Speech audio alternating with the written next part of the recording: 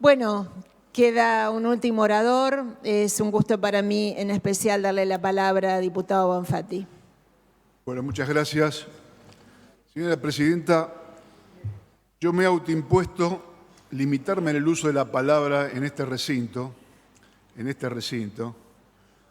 porque creo que con los años que tengo una responsabilidad que es darle lugar a las y los jóvenes legisladores de mi bloque para que vayan haciendo su experiencia y obviamente el deber de acompañarlos. Han escuchado muy pocas palabras mías, salvo algunas leyes que he presentado y no mucho más. Pero hoy quiero hablar porque quiero tomarme revancha. Y no en nombre mío, sino en nombre de los 5 gobernadores que intentamos los cambios y no pudimos. 5 gobernadores intentamos cambiar la Constitución de la provincia de Santa Fe y no pudimos.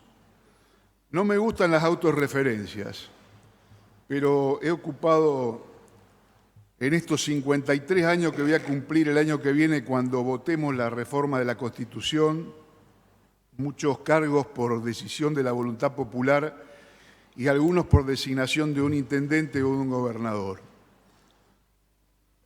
Y en esta autorreferencia he pasado por muchas circunstancias en las cuales la vieja Constitución del 62 puso limitaciones. Yo, siendo estudiante, cuando se conforma el Partido Socialista Popular en el año 72, soy cofundador de los pocos que quedamos vivos de aquella época. Si hay algo que nos imponía siempre Guillermo Esteves era estudiar los temas. Y tenía él una palabra que siempre decía, para estudiar los temas hay que usar oraculosilla. Y dale con eso. Y nos machacaba con la oraculosilla. A los estudiantes de Derecho en el año 72 les hizo estudiar una propuesta de reforma de la Constitución Nacional. Y yo en algunas veces me colaba. Y fue la propuesta de una reforma constitucional nacional con sistema parlamentario, porque se decía que el sistema presidencialista no era bueno para la República Argentina.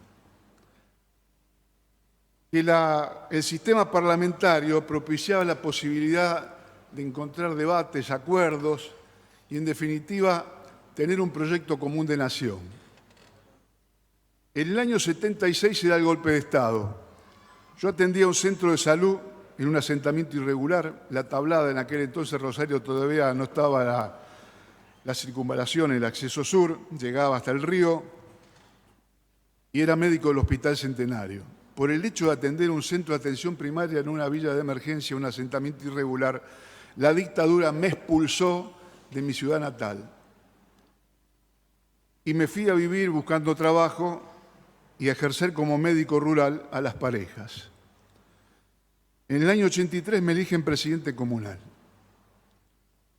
La dictadura no había dejado una pala, un tractor que funcionara, un camión que marchara, no teníamos nada. Pasamos 8 meses sin poder pagar los sueldos en término, 8 meses. Y como con Casilda y Las Parejas éramos las únicas municipios y comunas socialistas, lamentablemente tengo que decir que aquel gobierno de Bernet no nos dio ninguna ayuda financiera. Con lo cual, 6 meses después ya estábamos en un proceso electoral. Por eso reivindico esto de que se plantean de la necesidad del mandato de los 4 años. Pero no por una referencia de lo que nos pasó, sino de lo que sufren los presidentes comunales todos los años cuando asumen un gobierno nuevo. En el 95 me presento a candidato a intendente en Las Parejas. Saqué el 49,28% de los votos. ¿Saben quién me ganó? Un candidato con el 25,3%. La transferibilidad de los votos, la ley de lemas. Por eso estamos planteando la intransferibilidad de los votos, que se respete la voluntad popular. Reitero, 49,28 contra 25. Yo había hecho la maestría en salud pública, el doctor Rubiner me convoca entonces en el 95, a partir del 10 de diciembre, como secretario de Salud Pública. Y escuchaba a mis compañeros de gabinete. Al de Servicios Públicos hablar, como decía el diputado Palo Oliver, antes de ayer porque ya estamos en 6, del poder concedente de aguas por parte de los municipios. y se da la privatización de aguas en manos de los franceses. No se tendió 1 metro de caño de agua, ni se tendió 1 metro de caño de cloacas durante toda la concesión de los franceses. Digo, el derecho al agua y la responsabilidad del Estado en garantizarla. Siempre decía también en servicios públicos que sacar un árbol o podarlo le estaba prohibido a los municipios si no pedían autorización en la provincia, porque esto está en la Constitución de la provincia. Estamos hablando de un árbol en una ciudad. Obviamente, después las circunstancias hacían que nadie mirara estas cosas. Y como secretario de Salud Pública, en el presupuesto municipal, la Salud Pública de Rosario destinaba el 28% del presupuesto a la salud pública. La Constitución de la provincia dice que es responsabilidad de la provincia. No recibíamos 1 centavo.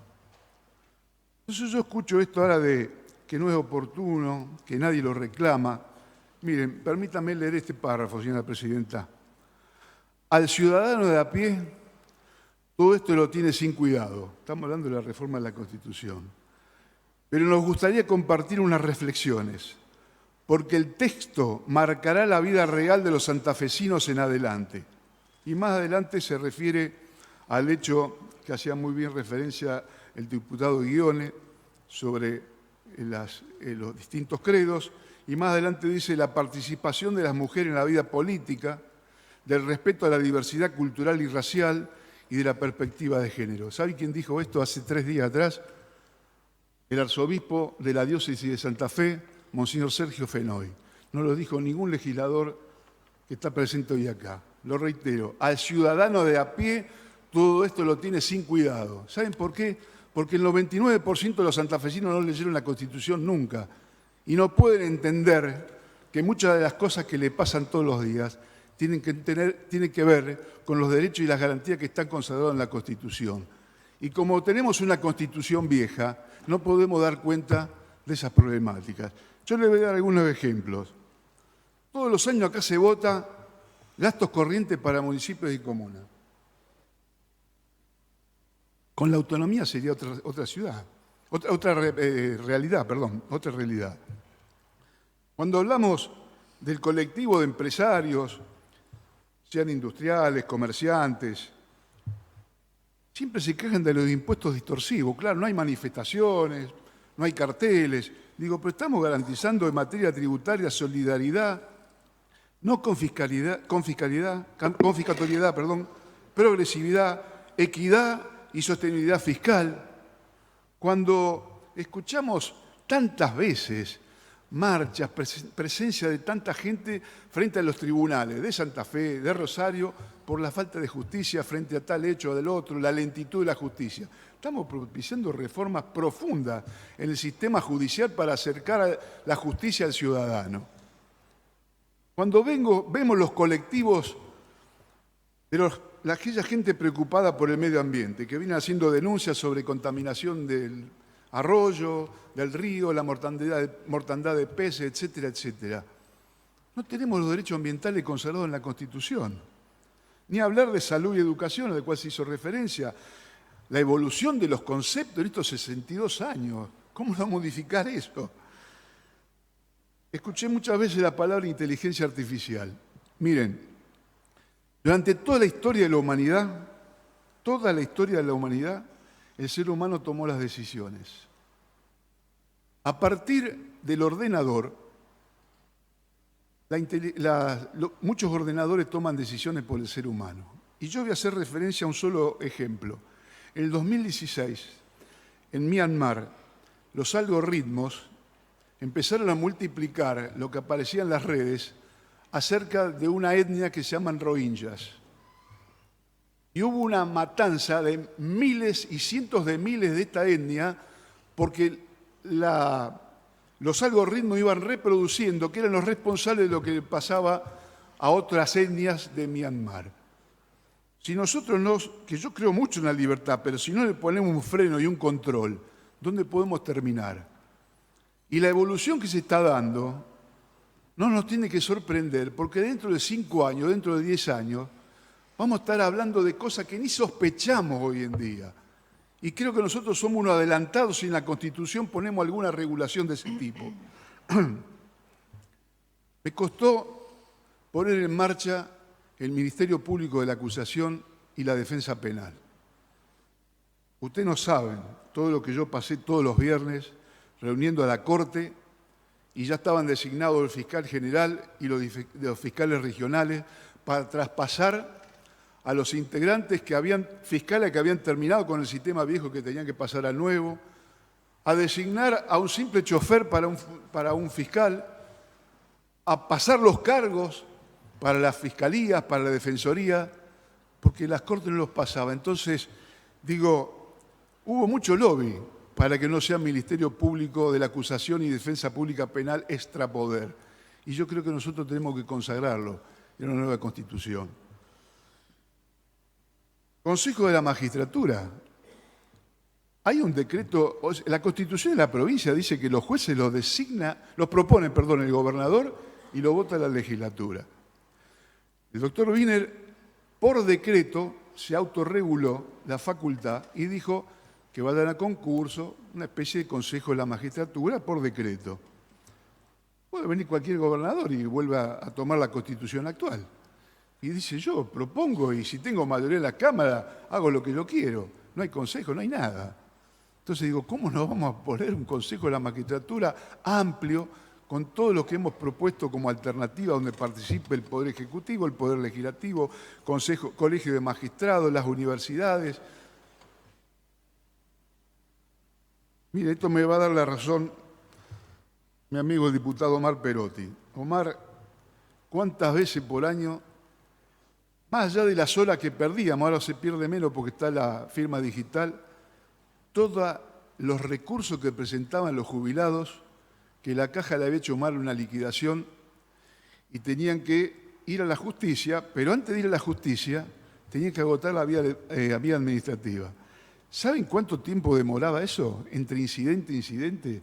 Yo he firmado de 10, de 5, de 15 años de expedientes.